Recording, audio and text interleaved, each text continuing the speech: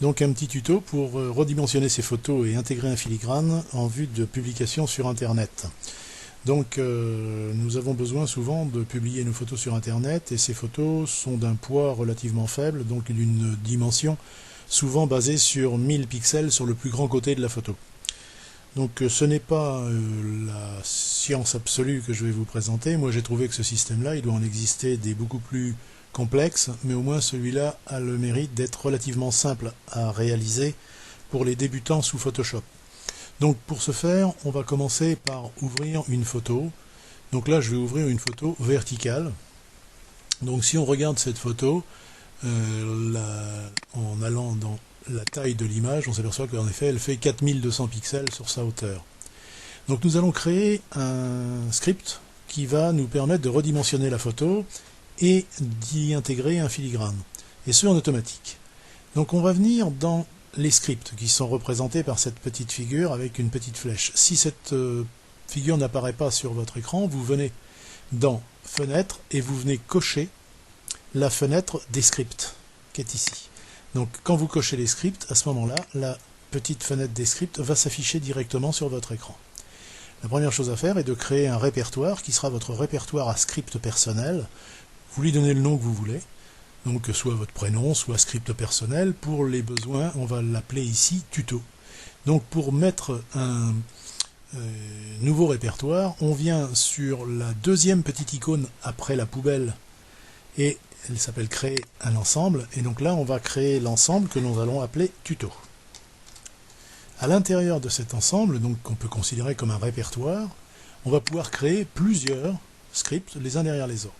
Donc maintenant pour créer un script, on vient sur la première petite icône à gauche de la poubelle, créer un script, et là on va lui donner un titre. Donc le titre doit bien rappeler ce que l'on veut faire, parce que quand on va avoir plusieurs scripts, après on a du mal à les retrouver souvent. Donc on va l'appeler tout simplement 1000 pour le nombre, 1000p pour pixels. La photo est une photo verticale, donc on va l'appeler verticale, plus, et on va mettre une signature dessus. Donc là je fais enregistrement, et du fait d'avoir fait enregistrement, le petit point rouge s'allume. Donc il s'agit d'un enregistrement en cours, comme il se passait sur les anciens magnétoscopes. Donc là, je vais commencer par ramener ma photo à la dimension voulue. Donc je viens sur Image, taille de l'image, et là je ramène sa hauteur à 1000 pixels. Ok, la photo va donc être redimensionnée. Pour les besoins du confort de la suite, je la ramène plein écran. Donc vous voyez que sous votre tuto, vous avez son titre, et il vous met au fur et à mesure les travaux que vous avez faits. Taille de l'image, donc ça y est, c'est enregistré. Maintenant, je vais y mettre mon filigrane. Donc je vais ouvrir mon filigrane. Alors surtout, dès que vous avez votre signature ou votre filigrane quelque part, ne le bougez plus, car l'enregistrement a enregistré le chemin. Donc si vous bougez la signature ou le sigle, la machine ne sera plus capable de reconnaître l'endroit, donc ça ne marchera plus. Donc là j'ai ouvert l'image de ma signature, je vais donc sélectionner la totalité de cette image, sélection tout sélectionné, édition, je vais la copier, je n'en ai plus besoin, je la ferme, et je vais édition la coller sur mon image. Elle est ni à la bonne place, ni à la bonne dimension. Je vais pour ce faire venir dans édition, transformation manuelle, je vais venir cocher ici le petit chaînage, qui veut dire que je veux garder la proportion hauteur-largeur, mon image ne sera pas déformée, et là je vais mettre à la position que je désire et à la taille que je désire, ma signature. Je considère que c'est bon, je valide, et j'ai donc ici ma photo, et un calque qui représente ma signature. Je suis d'accord avec ça, je vais donc venir sur les calques, je vais aplanir mon image, ce qui fait qu'il ne me reste plus qu'un arrière-plan. Cette photo me convient, je vais faire fichier enregistré sous. Donc j'ai mis un petit répertoire ici prêt à recevoir mes photos filigranées et redimensionnées. Je l'enregistre, et comme je n'en ai plus besoin, je la ferme, et là je vais arrêter mon enregistrement par le petit bouton qui se trouve à gauche. Et voilà, je viens donc de créer mon premier script qui s'appelle bien 1000p vertical, et si je l'ouvre, je m'aperçois que je lui ai donné l'ordre de retailler l'image, d'ouvrir une autre, de définir, de sélectionner, de copier, de le refermer, de le coller, de le transformer actif du calque, de l'aplanir et de l'enregistrer. On voit la totalité des actes qui vont se réaliser. Donc là c'est fait, on va faire la même chose pour une photo verticale, horizontale. Donc je vais ouvrir une photo horizontale, je viens dans ma base, j'ouvre une photo horizontale. Donc maintenant je vais revenir dans mes tutos. Alors je reviens bien en tuto, hein. Si vous restez ici, vous allez remettre un script dans un script. Donc vous revenez bien sur tuto, et là vous allez recréer un nouveau script. Donc première petite icône à gauche de la poubelle, et là je vais toujours lui donner le même titre, hein. 1000p pour 1000 pixels. Simplement maintenant c'est horizontal, puisque la photo est bien une photo horizontale, auquel je vais lui ajouter une signature, donc plus signature. Voilà, et j'enregistre. Donc toujours pareil, le petit témoin rouge vient de s'ouvrir et de s'allumer, ça veut dire qu'il va tout enregistrer. Donc premièrement, image, taille de l'image. Donc ici on a dit qu'on allait la mettre sur le plus grand côté, c'est-à-dire la largeur à 1000 pixels. Donc je mets 1000, ok, l'image est redimensionnée, je remets mon image plein écran pour le confort.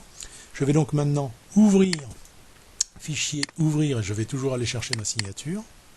Je vais donc, édition, sélection, tout sélectionner, édition, copier, je ferme mon image car je n'en ai plus besoin, édition, coller, et toujours le même problème, ni à sa place ni à la bonne taille. Donc édition, transformation manuelle, je coche toujours mon chaînage, et là je descends ma signature en taille et en position. Je vais la mettre ici, je vais mettre cette dimension là, ça me convient, je valide. Toujours pareil, un calque de signature, un arrière-plan, ça me convient, je viens donc sur calque et j'aplanis mon image qui m'a redonné une image d'arrière-plan verrouillée. Je vais donc l'enregistrer, fichier enregistrer sous.